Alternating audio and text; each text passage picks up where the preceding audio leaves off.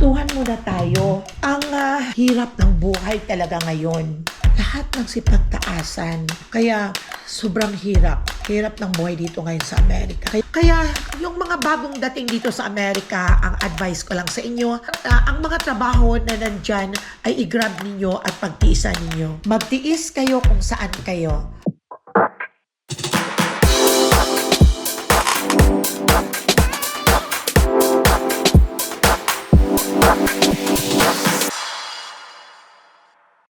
Hello, welcome back to my channel, my friends and friendship. It's windy dito sa amin sa Amerika. Kumusta kayo dyan? Grabe ang lamig.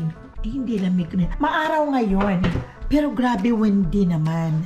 Ang panahon ay talagang windy talaga. Sana'y tumila na itong hangin. Kasi nagkukos ng allergy sa amin dito. At walang katigil-tigil. Pero kahit ganon pa man na hindi ako nagpapatalo sa allergy, my friends and friendship. Lumalaban lang ako sa allergy na sinasabi.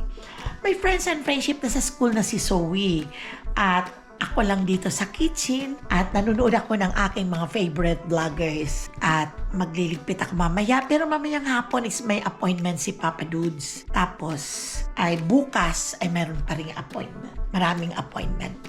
Ngayon, nakapag-coffee na ako at naubos ko ng isang basong coffee. At okay naman ang aming kitchen. Okay lang. Kahapon, nakapag-grocery din kami sa Costco, good for 1 month. Ako, ang mahal-mahal ng mga bilihin na ngayon. Ang napamili namin kahapon is, I think it's $500. Hindi pa masyadong kumpleto, pero 2 cart naman. Kung ano-ano lang ang mga kailangan dito sa bahay, like mga bigas, yung mga dilatan, na mga importante.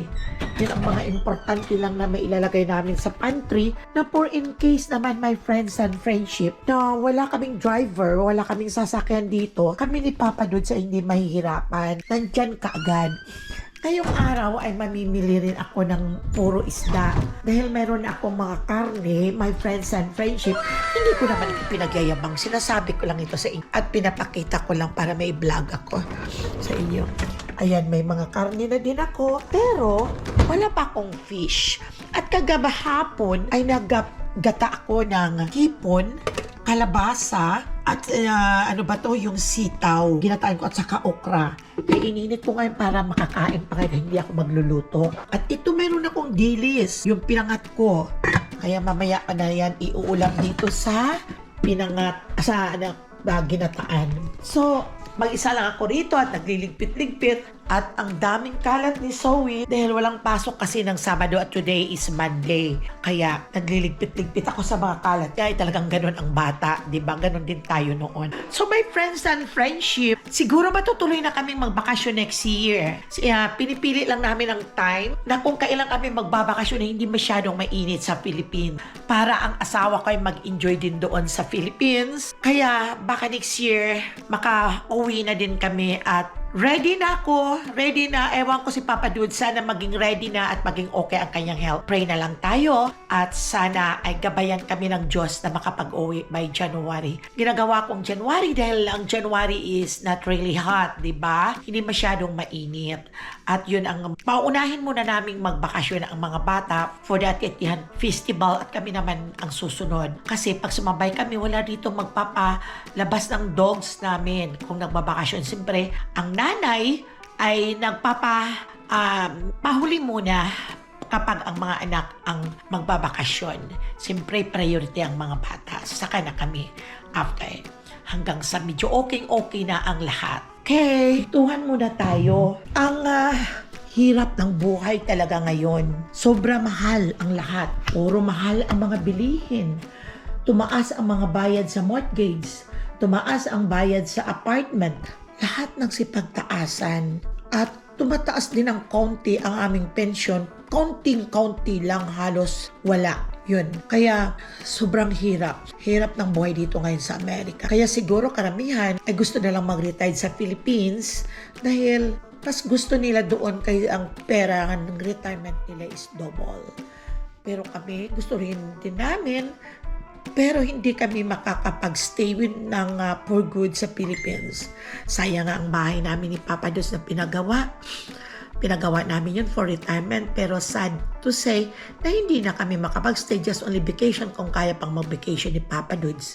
Sana bigyan pa kami ng pagkakataon. Ay, wala ng pagkakataon, sabi ni God. Dahil nakadialysis na si asawa, yun nga nakadialysis at nandito lahat ang mga gamot niya. Kung iuwi ko siya sa Philippines, ano mangyayari sa kanya doon? Ang retirement niya ay siguradong kulang pa yung ibili ng mga gamot at dialysis person siya. Kaya yung mga bagong dating dito sa Amerika, ang advice ko lang sa inyo, lahat ng ang mga trabaho na nandyan ay i-grab ninyo at pagtiisan ninyo. Ang pagtatrabaho dito sa Amerika hindi biro. Dahil nagtatrabaho ka, after all, kulang pa ibayad sa mga binabayaran mong apartment at kotse, pagkain na sobrang mahal. Yun, my friends and friendship. Kaya ko noon, nang maalala ko nung dumating kami rito, 3 years kaming nagbakasyon sa Pilipinas nung makatanggap na kami ng refund namin sa tax. Nag-work lang kami ng mag-work. Kasama ka namin ang aming mga 6 na anak na nagpunta dito. Pero 3 lang ang dalawa lang noon ang nag-work. Dahil ang iba ay nag-aaral at ang isang panganay ay naiwan noon sa Philippines. Nagtrabaho kaming lahat. Pinapasukan kahit anong trabaho. Nag-waitress ako, my friends and friendship. Basya na sinasabi nila. Pagkatapos na mag-waitress, nag-housekeeping ako na 19 rooms ang aking binibid. Yung naglilinis na kwarto, 19 rooms. Pagdating ko na ng bahay, halos makakandarapa na ako sa sobrang pagod. Isipin ninyo, sa loob ng isang araw, 19 rooms na maglilinis ka ng kwarto. Diyos ko, ito pala sabi ko ang buhay dito sa Amerika. Pag hindi ka kumayod, wala kang pangbayad, wala ka sa mga apartment, sa mga bills mo, sa pagkain mo. Ang asawa ko nag-security guard. May maliit pa kaming anak. Nagtiis na lang kami. Ang mga anak ko nagtatrabaho sa McDonald's. Nagtatrabaho sa nursing home, part-time, double-double. Hanggang sa dumating kami rito ng 3 years, nagkaroon na kami ng refund at yun nakapagbakasyon kami. Talaga ang hirap talaga. Paycheck to paycheck. Pagdating ng check-in mo, inaantay na yan ang mga bills. Sobrang hirap. Sa mga bagong dating dito, huwag muna kayong mag-isip ng kung ano. Isipin niyo ang mga sitwasyon ninyo bago kayo mag-isip para sa mga pamilya sa Philippines. Oo, nandoon ang pamilya sa Philippines, pero mas asikasuhin muna ninyo ang problema dito sa Amerika bago magpunta ng Philippines. Pagtiisan ninyo. Dahil dito sa Amerika, sa umpisa lang ang mahirap. Pag nasasanay ka na ng buhay, maganda. Huwag kayong lipat ng ibang state. Magstay lang kayo sa isang lugar para maging stable kayo doon at masanay. Dahil pag lumipat kayo ng ibang state na naman, ay doon kayo mahihirapan dahil always keep on starting na hindi kayo makaipon at hindi kayo makapag-establish. Huwag kayong magmamadali. Darating at gaganda ang buhay ninyo rito pag masipag kayo. Mag-isip ng ikakabuhay ninyo at ikaka-improve ng buhay. Ganon din kami, dinaanan namin. Hindi lang kami, hindi lang kayo, kundi lahat tayo ditong bagong dating sa Amerika. Kaya sabi ko nga, maswerte ang anak kong si Cheryl na panganay dahil nung dumating na silang mag-ina dito at nandito na kaming lahat, nakapag-establish na. Madali lang makapag-establish basta magsumikap at huwag mamili ng trabaho. Yun lang ang aking may advice sa mga bagong dating dito sa Amerika na huwag lipat ng lipat para makapag-establish kayo sa isang lugar. Pag lipat kayo ng lipat, paulit-ulit na lang na hindi kayo makapagsimula. Pag makaarating kayo rito ng 2 years o 3 years, maniwala kayo sa akin. Makapag-ipon kayo. Kami noon, nung nandoon kami sa Minnesota, yun ang port of entry namin. Naghahanap ako lahat ng pagkain ng Filipino food. Nagkakaroon ba ako ng culture shock? Yung pumayat ako. Dahil ang mga isda, puro frozen. Hindi ko makakain, malangsa. Puro Burger King na lang. Pagkaing American food. Na which is hindi ko naman ang kinalakihan ko yun. Kaya iniisip ko, wala akong magagawa. Hindi na ako sa Pilipinas. Nandito na ako sa Amerika. Kumbaga, Americanized na ako. Kaya yon ang ginagawa namin. 2 months kami na nagstay sa Minnesota. Kasama ang mga puti doon na mga tao. Dahil karamihan doon ay mga puti. Lumipat kami ng California. Nag-start na naman kami. nakatira ko sa kapatid ko. At after mga 1 month, lumipat na kami ng apartment dahil kumikita na kaming lahat ng kahit paunti-unti na naka-afford kaming kumuha ng apartment. Nagtiis talaga kami. Hanggang sa dito kami sa California, nandito lahat. Nandito ang bagong huling isda. Nandito ang hipon.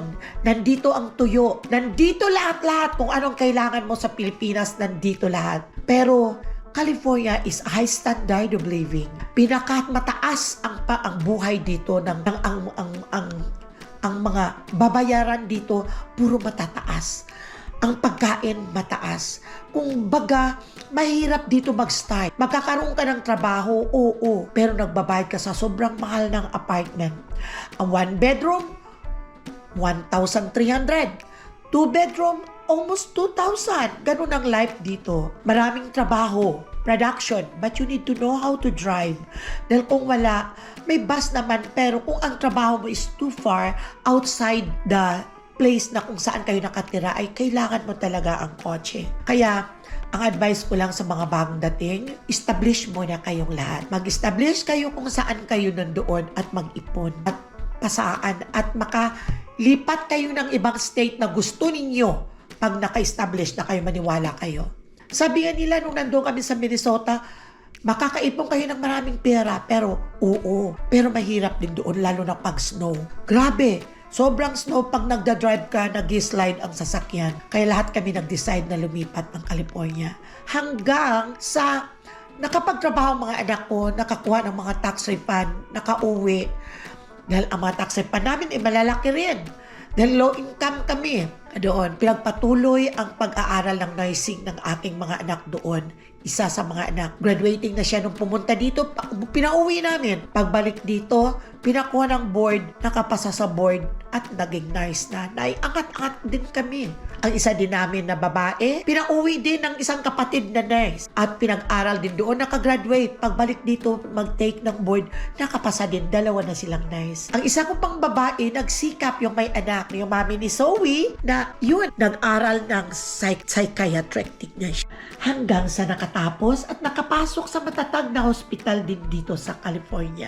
At yun din ang aking bunso. Kaya nagpapasalamat ako sa Diyos. Yun ang aking, kahit anong hirap, sobrang hirap, sa hirap talaga, my friends and friendship. Mula Pilipinas hanggang Amerika, sobrang hirap ang dinaanan namin. Pero hindi naman pala lahat puro hirap. O diba? Darating din ang panahon na mayroon ding kaluwagan sa buhay. Sa pagtitiis lang. Huwag kayong mamadali. Huwag kayong mamadali. It's too early. At sa mga bagong dating dito, ina-advise ko lang, mga bata pa kayo, pag dumating dito, ang Amerika ay para sa bata. Pero, sabi ko noon, ang anak ko, na si Chanel, gustong pumasok sa military. Bago pa lang, sabi ko, hindi pa naman kaya tayo dito, sobrang hirap ng hirap, huwag kang pumasok sa military. Magandang sa military, magandang benefits. Pero bago pa lang, sabi ko, ikaw rito, i-enjoy mo muna na nandito ka sa Amerika. Dahil pag pumasok ka kagad sa military, hindi mo na masyado may enjoy dahil nagsiserve ka sa Amerika. Kaya doon ka na sa loob. Kaya sabi ko, i-enjoy mo muna dito. Kung may pagkakataon ka pang mga ibang bagay na alternate, na huwag ka nang pumasok sa military, gawin mo muna dito. Pero pag ayaw mo, okay, go ahead sa ambition mo. Ayun, hanggang sa nakakita ng magandang trabaho, nakatapos, nag-aral dito, paunti-unti, natapos, ang anak kong si Chanel na mami ni Zoe, hanggang sa nakatapos, nagtiis na magtrabaho sa McDonald's, nagtiis na magtrabaho sa kung saan sa mga fast food, hanggang andoon na siya. Yun din ang mga anak ko, yung si Judella, nagtrabaho doon sa Six Flags. Nagtiis ng sikat ng araw na may init, tuwing summer, nagsiserve sa mga tao. Salamat sa Diyos. At lahat sila ay naka-establish na at nakatapos dahil sa pagtitiis. Okay? My friends and friendship, huwag kayong magmadali. Pag bata pa kayo, marami kayong good opportunities na nag-aantay sa inyo. Ang Amerika ay para sa bata. Mag-isip kayo, magtiis kayo kung saan kayo, at saka na magplano kung nakapag-establish. Okay? I hope sa lahat na nagiging lesson at sa pakikinig niyo ng aking mga simpleng words for today. Thank you, my friends and friendship. At ako ay tapos ng dialysis ni Papa Dudes. And huwag kayong mamadali. Yun lang sinasabi ko. One step at a time lang. Okay? Good day! At sunduin muna namin si Big Boy, si Jarrell, at darating na siya ngayon. Kaya sunduin namin siya sa airport. Pipick upin lang namin at babalik kami rito dahil may appointment kami ng 2:30 ni Papa Dudes. Medyo kumalmado na my friends and friendship ang hangin, oh. Kanina, yung mga kamatis ko, tingnan nyo, sipagtumbahan na. Kaya lumabas na naman ako. Ayan, pinanglagyan ko ng mga pang-support. Ang mga tanim kong kamatis, baka masisira na naman. Tutumban naman nila. Pero yung mga maliliit, hindi ko pa muna nilagyan ng support. Ayan, pinanglagyan ko ng support. Nanguha ako ng support doon sa park nung nagpalabas ako ng dogs. Yung mga puno na nalalaglag. Kaya aalis muna kami. Alis na kami. Malamig pa rin kahit Uy! Wes! Bakit may aso na iwanan siya? Ano kaya dog? Saan kaya ang parents ng aso na to? Ayan o, saan siya pupunta? Ay, saan yung amo niya? Kawawa naman yung dog. Ay, naghahanap siya ng... Kawawa naman, bakit... Saan ayun? Yung naghahanap siya.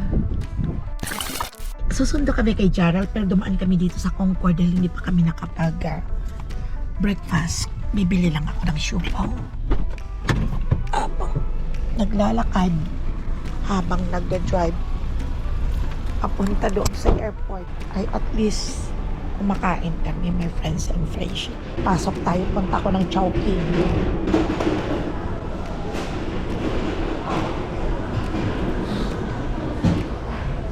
Ito kami sa Chowking. Thank you.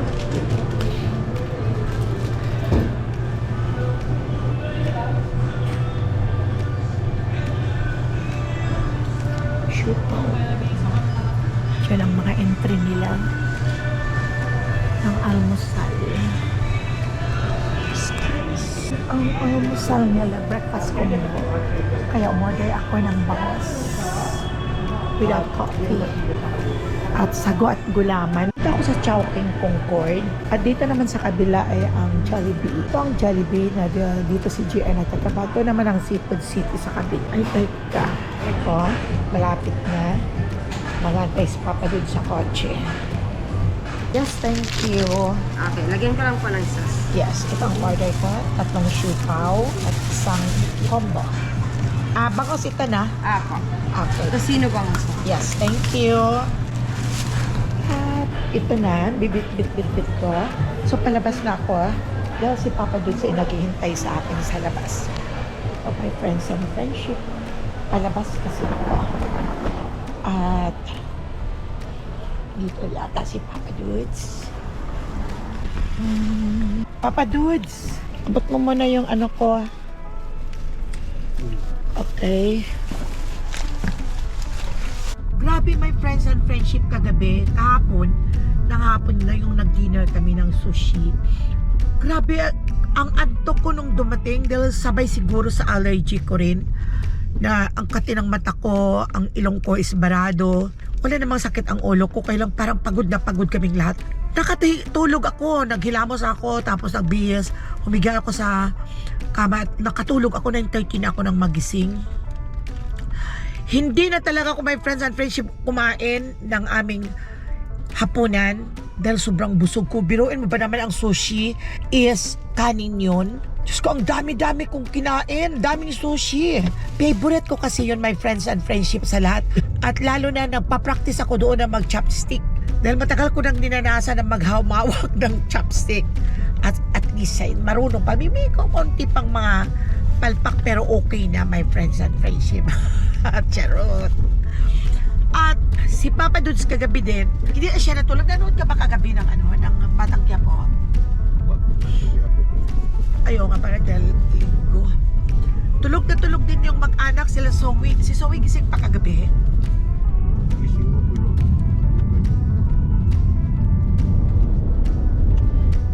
Breakfast muna tayo, my friends and friendship. Ito yung pagkain ng binili ko sa Chowking. Tosino at bangos at itlog.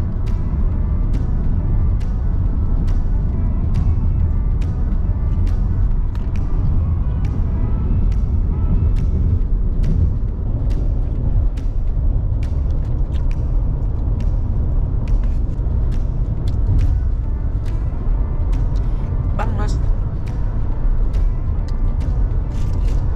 Doon saan na nila kinukuha yung mga daing nilang bangos? Sa Pilipinas pa? Iya benar. Pagdaway na kami, my friends and friendship, to San Francisco. Kaya lang, way, parang blueberry ito ang panahon, no? Parang walang araw. No, di, no? Pero doon sa may atin pa, talagang, hindi pa siguro lang lumalabas ang sky na blue. Saan ka dati noon? Dati nagtatrabaho, di ba dito? Dito sa Epian. Dito na security guard si Papa Dudes noon. Sa lugar na to. Di ba dyan din ako nag-aral ng driving? My friends and friendship, dito papuntang San Francisco, parating busy ang mga sasakyan. Ayun doon, banda sa kabila naman, ang Golden Gate. Pero hindi masyadong makita. Malayo. Ayun na yun, doon sa dulo. Ayun, doon ang Golden Gate.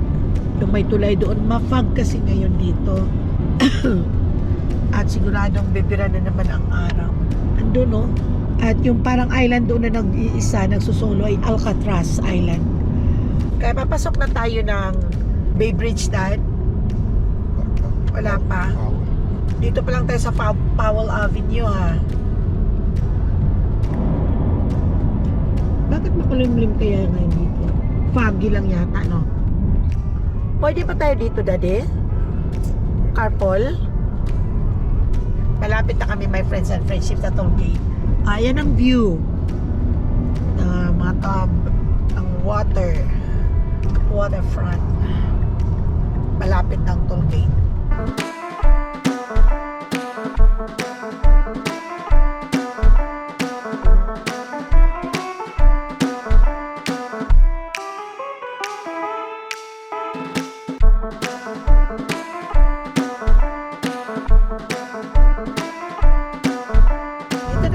Friends and friendship sa Bay Bridge. Ito kung nalala ng lahat ng mga taga dito noon na nagkaroon ng earthquake dito. It was anong year na yun ba yun? 1967? Ano ba yun? Hindi ako nakakamali yata. Ito ang Bay Bridge na to ang gumuho. Maraming namatay. Doon ang Golden Gate pero hindi masyadong makikita. San Mateo Bridge naman doon sa kabila. Bay Bridge. Sa ilalim tayo dadaan mamaya pag-uwi, right? Yeah. Ang ganda ng ano nila, oh. Ang ganda ng design nila ng Bay Bridge. Ayan, oh. Ayan.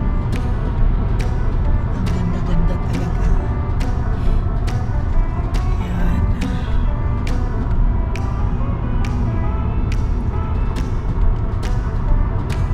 Doon naman ang lugar ng Treasure Island. Ilibot lang kayo, my friends and friendship, sa San Francisco. Dito lang sa dinadaanan ko. Dito bandang Treasure Island. Yan, papasok tayo sa tunnel. Ikling tunnel lang siya. Lalabas doon na.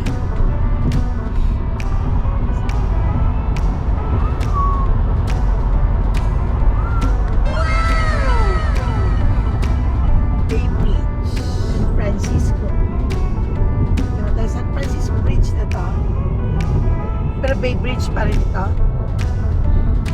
Ganda talaga ng pagkagawa nila ng bridge na ito.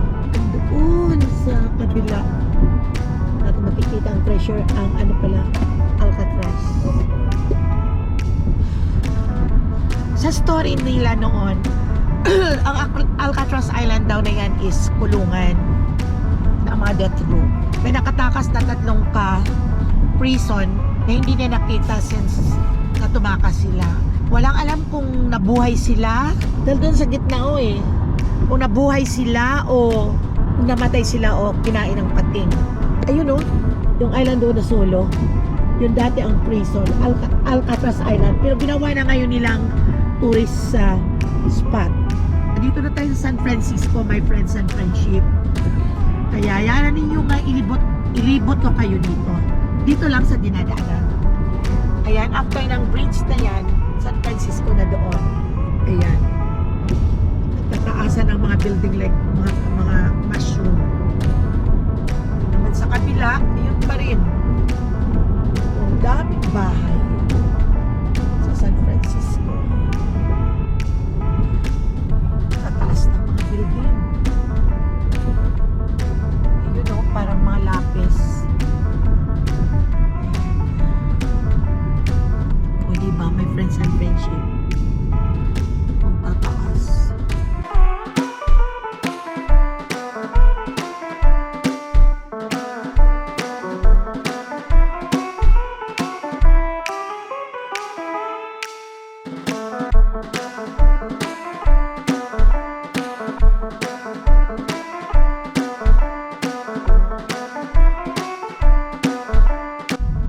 So doon tayo papunta.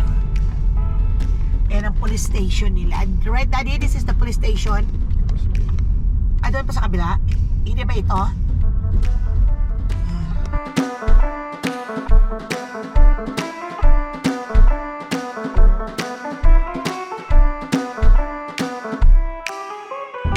Dito ang papuntang Delhi City. Yung sinasabi kong parang Pilipinas. May mga nagtitinda sa kanto ng balot, ng mga street food. Parang Pilipinas siya. Ha? Yeah, Little Manila, sabi na Delhi City. Ayan, doon ka sa kabila. Sabi nila, pag pinag-uusapan daw dito ang lugar na to, mas malaki ang sementeryo kaysa sa tirahan ng mga tao. Ayan sila, Delhi City. Sa mga bundok, mga maliliit lang, halos wala silang mga ano dyan. Wala silang parkingan na, mahirap ang parkingan dyan, Dad, no? Wala silang mga garage na katulad doon sa may lugar namin na malalaki ang mga garage namin. Pero maganda siya dyan, marami kang mabibili. Dami kung ano sa mga Pilipinas ang mga makikita ninyo, ay makikita din ninyo doon. Hindi lahat, pero karamihan.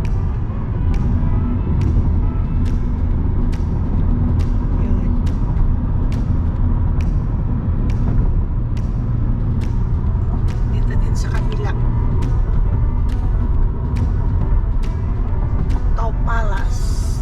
Ang Cow Palace, my friends and friendship, ay kung saan may mga event ang mga Pilipino, mga Philippine na celebrities. Nandyan sila sa Cow Palace. So apunta na sa atin ang Bay. Malapit na tayo pa sa airport international. Sanay na sanay dito si Papa Dudes na magpunta sa international airport because every time na may hinatid, may sinusundo siya ang taga-drop sa mga anak niya. Ayan. Ito naman, my friends and friendship, sa paanan ng bundok, puro mayayaman daw dyan. Mga retired na mga military, retired nurse, doctor, engineer, puro mayayaman. Ang mahal ng bahay dyan. Mahal ng mga bahay daw dyan. May sa tuktok talaga siya, oh. Doon talaga siya, oh. Nako, nakatakot siguro. Pero pag mahulog ka dyan, ako dito ka pa gulong-gulong sa ilalim. Yun, oh, sa taas. Malapit na tayo. Hindi, my friends and friendship, oh, parang libro. Ang building na yan. Mga computer, ano yan? Building.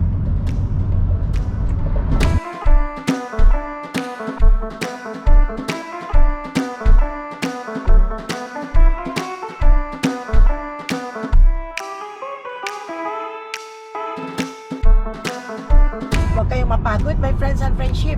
Hindi pa tayo nakarating sa airport. Huwag kayong matulog. Abangan lang ninyo ang ating pamamasyal. Ipapasyal ko lang kayo ng libre. Nandito na tayo, malapit na tayo sa airport.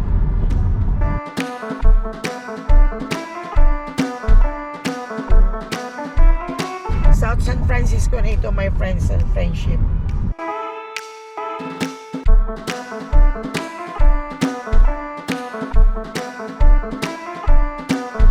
Ito ang Amerika, my friends and friendship. O diba, kahit dito lang sa vlog ko, makakapunta kayo dito sa Amerika, walang passport. Sige, pasya lang tayo. Dito na tayo, malapit na. So, dito na tayo sa north axis ng airport, San Bruno. San Bruno ba? San Francisco International Airport. Kasi minsan nagkakamali dito dati kami, si Papa. Doon kami na lumulusot sa San Bruno. Babalik na naman uli sa San Francisco. San Bruno kasi ito eh. Minsan nag-exit ka ng mali. Dito na pupunta. Di babalik ka naman uli. Ako, Diyos ko. Ito na ang South San Francisco International Airport. Umuwi kami ng Pilipinas. Ganito kami. Nahatid kami. Sinusundo din dito. Pero one time na nag-uwi kami, lahat kami walang may maghatid sa amin. Ano lang kami, nag-bus. Ay, ano ba yan? Yung airport shuttle tayo, no? Nagbayad tayo sa airport shuttle. Hirap kaya. At naiwanan pa noon ang green card ni Papa doon sa Depa Citizen. Ako, Diyos ko, katakot-takot niya nga. Pagdating na okay, nakalabas siya dito ng San Francisco going to Manila. Pagbalik na namin dito sa Philippines, ang dami niyang mga paperworks na pinilapan kasi nakalimutan niya ang green card niya sa bahay at walang tao doon. Dito sa Amerika, dito sa apartment namin noon, walang tao na pagsabihan na, okay, hatid mo dito sa airport, Diyos ko. Hirap. Papa talaga umuwi, walang passport lang. Passport lang dala mo? Hadad? Green card wala? Pero kung gusto mong pumunta ng airport na yan, aalis ka, walang maghatid, pwede kang mag-BART. At kung dito ka na sa airport, nagaling ka ng Pilipinas at walang susundo, pwede kang mag-BART papunta din doon sa Vallejo, sa Contra Costa, lahat. Pwede kang mag-BART. International Terminal Airport na tayo. Ay, pakita ko sa inyo, my friends and friendship, kung saan kami sumasakay pag umuwi kami ng Pilipinas at kung saan kami bumababa pagbalik namin doon sa baba kami. Sa baba pa tayo din pag dumating. Ayan. Dito namin pipikapin si Jarrell sa arriving. Right, Dad? Arriving tayo. Hindi siya. Departure pala. Ito ba siya, no? Departing flights. Yeah. Ayan ang San Francisco International Airport. Okay, be careful. Dapat. Andiyan na ba si Jarrell? Ayan yata siya, oh. Nakatayo. Yan siya. Ito niya, malipat ako. Lilipat ako, my friends and friendship. Ito na yung ano namin, yung sinusundo. Si Welcome back, Jarrell! Wow! Welcome back! Diyan ka lang sa likod? My friends and friendship, pabalik na kami at nandito na ang aming sinundo, si Jarrell. At maganda naman daw ang biyahe niya. At sinagubang mo doon ang init, right? Ang init, pero hindi naman niya napi-feel kung nandun siya sa loob ng bahay. Hanggat mayroong kuryente na hindi brown out, ay okay ang takbo ng aming aircon. Ito na kami at pabalik na kami. Di ba? Ang bilis lang, my friends and friendship. Kaya napagod ba kayo? Huwag kayong mapagod. At ito na ang aking last na iba-vlog sa inyo. Pagpunta ng San Francisco na sinundo si Jarrell. At ayan ang United Airlines. Diyan din nagtatrabaho si Jarrell sa United Airlines. Ayan, yan. Ayan ang aeroplano. Diyan siya nagtatrabaho. Kaya pabalik-balik lang siya. Pabakasyon-bakasyon lang siya. Libre. Rebre. Ayan, di makikita ninyo. Inalisan natin kanina ang South San Francisco. Ayan. Okay. So that's it for today, my friends and friendship. And always don't forget to subscribe Mama Ella channel. You can share, like, and you can comment down below the box. And everybody be happy and always be pretty, my friends and friendship. At huwag niyong kakalimutan, always pray to God. Bye!